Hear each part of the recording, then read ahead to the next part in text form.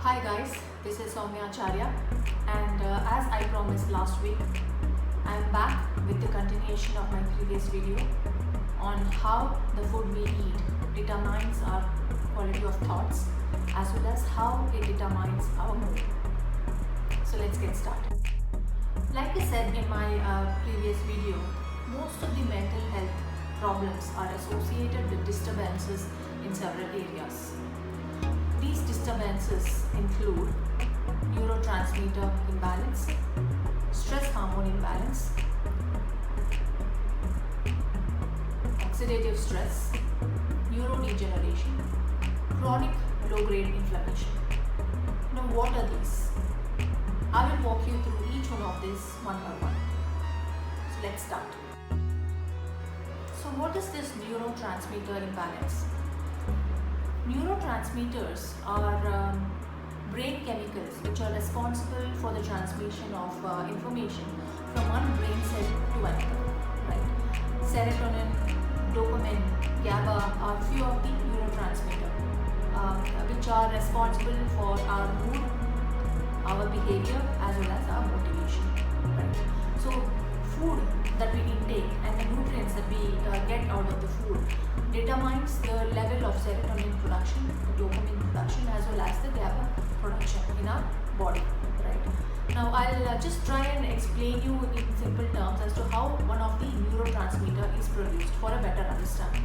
I'll take the example of serotonin. Right? So it's, as I said, it is one of the feel-good hormone. Right? So serotonin is produced based on the protein we intake. Right?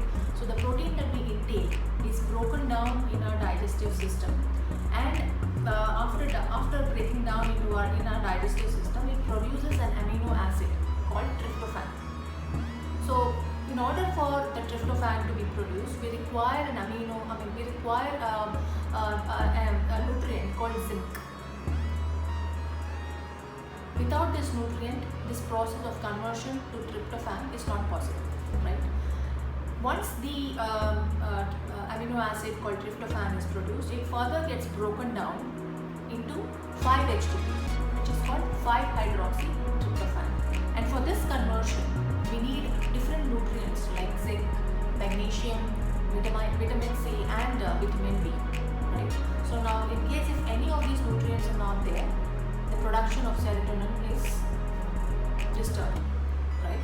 And then it gets further broken down into our neurotransmitter called serotonin. Right? Now you understand what is required for the production of serotonin.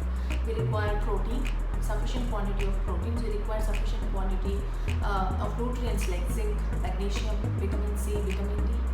Right? So we need all these nutrients in sufficient levels for the production of this feel-good hormone called serotonin. Now in case if we do not take healthy food and balanced diet, if we don't follow the balanced diet, of course there will be an imbalance in the food intake, and of course there will be an imbalance in the protein intake as well. Right? So when there is an imbalance, of course the level of production of these feel-good hormones get reduced, and that's why most of us go for alternatives like chocolates and ice creams, which makes us feel good, and by the way, which is not good for our health as well as brain. So this is what is called neurotransmitter imbalance. Now let's look at what exactly is stress hormone imbalance.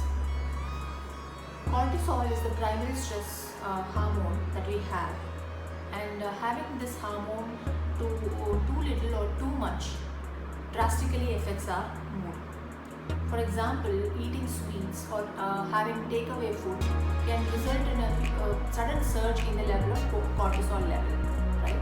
Or it could also be that if you skip meals or if you eat processed food or refined food, there could be a sudden surge in the cortisol level. So this could create imbalances in your system, and of course, that way it will impact your mental health. So what is chronic low-grade inflammation? People with mental health problems like depression and anxiety usually have high inflammation. This may not be severe enough to cause pain, swelling, like it usually happens in acute inflammation. kind of normal when it occurs for a short duration of time, but in case if it happens for a longer duration of time, then it is absolutely detrimental and damaging to our mental health, and it affects our brain as well drastically. Now, usually unhealthy foods, processed foods, refined foods, these are all some of the foods that usually causes inflammation, whereas on the other hand, vegetables, fruits, omega-3 fats, these are some of the things that are anti-inflammatory and improves our mental health. Now let's look at excess free radical damage. We all produce free radicals during our normal metabolism, and our body also produces antioxidants which guards us against the damaging effects of these free radicals. Now what happens is when people with mental health problems and depression and anxiety, they have lower levels of antioxidants and higher levels of free radicals, right? And this is called as oxidative stress. When the antioxidants are low and the production of free radicals are huge, the defense mechanism of antioxidants are pretty low, and that's when it results in huge stress in the brain, and it also deteriorates our mood, our motivation, as well as our behavior, right? So this is something that we might definitely need to take care of, because it really damages our brain as well as our mental health. So we need to ensure that we take antioxidant rich foods like vegetables, fruits, herbs, spices, which acts as an antioxidant rich defense mechanism in our mind as well as in our body. Over a period of time, all these processes, including increase in the level of cortisol, increase in the level of inflammation and oxidative stress, have resulted in the degeneration of our brain cells, and this is called as neurodegeneration. Part of the brain which usually involves our mood and thinking are the areas that are adversely affected. Now, when we take healthy food, it not only reduces the cortisol level, it not only reduces the inflammation and increases the antioxidants, but also it supports the production of neuronal growth, which is also called as brain plasticity. Research has shown that by introducing a healthy diet into a person who is facing some mental disorder or mental health problem, which includes depression or anxiety, there are studies which shows that their mood has drastically improved over a period of time, right?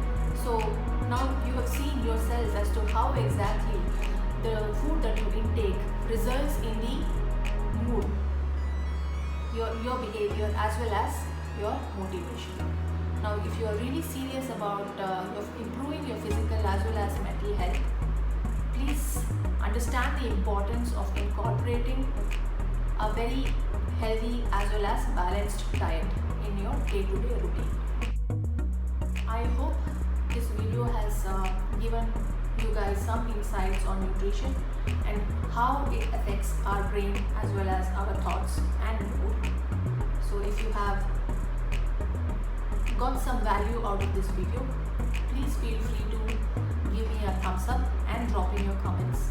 And also, please do not forget to subscribe my channel by hitting on the bell icon. Thank you so much. Stay safe, stay healthy, and bye-bye.